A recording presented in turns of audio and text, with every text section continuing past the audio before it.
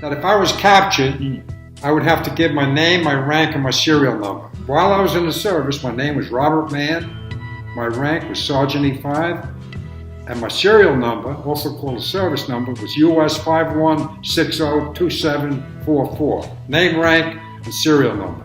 At the time, I had just gotten out of high school, and if you enlisted, you had to go for 3 years, and if you got drafted, you went for 2 years.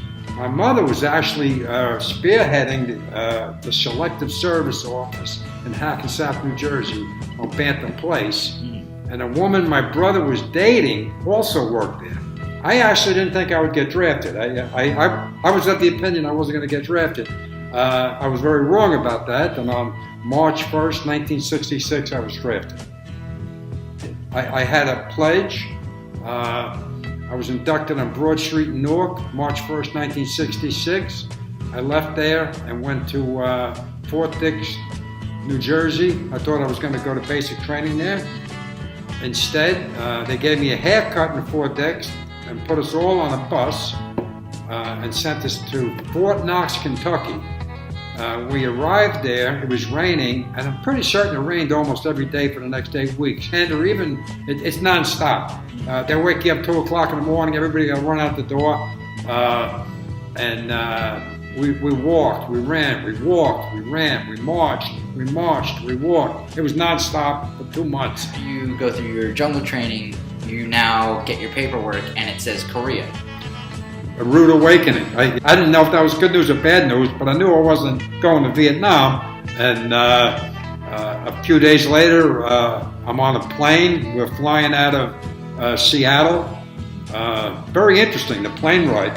We're flying from Seattle to Midway, from Midway to Korea. And it might be one of the funniest things that you've encountered while you were stationed in Korea. Well, there were so many things that were different for me. I'm a 19-year-old kid. I'm just out of high school. I've always lived with my parents, and now I'm interacting with Korean nationals who don't speak English and we don't speak Korean. Platoon system that they had, the United States Army and the ROK Army of Korea had a program they called the Katyusha program. And certain infantry companies and platoons would share the same building with Korean soldiers. And mine happened to be one of those platoons. And they couldn't speak English and we couldn't speak Korean as a language barrier.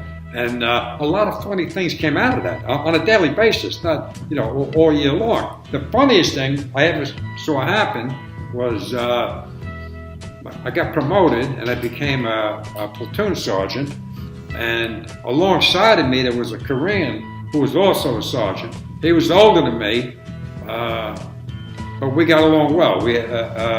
She had common experiences, we had the same responsibilities to the men and to the platoon, and we were paid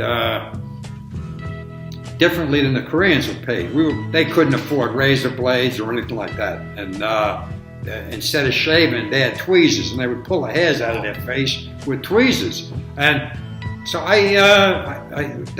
one platoon sergeant, the Korean, he had a birthday coming. We were communicating. I had graduated from a Korean language school, and I was understanding basic greetings. And I bought him a birthday present. I bought him a shtick razor blade. And a razor. And he went down to the mess hall, lathered up, and pulled the razor blade over his lips. And he cut his lips off. And I tried to do something nice, and I tried not to laugh when I saw him. He had a bandage on his lips around the size of a loaf of bread. Was there any stressful or tense moments since you were by the DMZ between North Korea and South Korea? Were there any tense or stressful moments that would happen while you were there? Absolutely. The South Korean government, the president was Park Chung-hee, and they were coming up with the national elections, and we didn't see that coming. It was on the elections. We didn't know how that was going to affect us. They didn't want the voting to be affected by infiltration by the North Koreans, who would affect people, stop them from voting or persuade their voting, back and forth. And we moved out into the field. It was the wintertime, and the temperature, I mean, it's hard to believe, it was like 35 below zero. And it was, I had volunteered to go to radio school. At this time, I had not become a sergeant yet.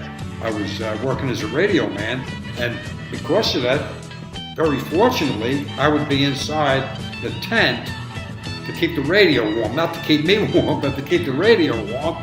But the radio, it was a real piece of equipment.